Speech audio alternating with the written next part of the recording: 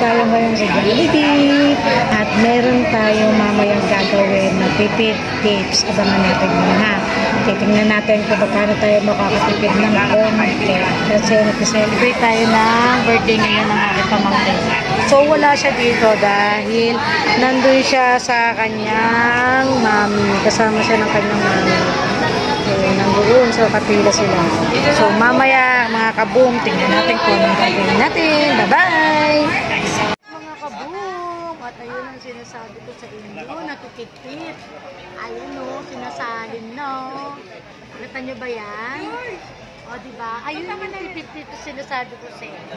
At least nakatipid tayo sa soft drinks.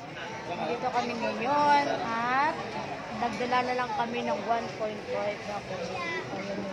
Sarap, napakalamig. O, diba? Kaya sa mga nagtitipid dyan, namin na yung gagawin nyo. Pag bili ng bili. Pwede nang mag-soft drinks. O, diba? Para na tayo kumulog. Bye! Sulit na at taob na ang ating tipid tips na Coca-Cola. Malamig na ang masarap pa. At sunod din ang bawat pagkain. Jollibee! Thank you sa Jollibee.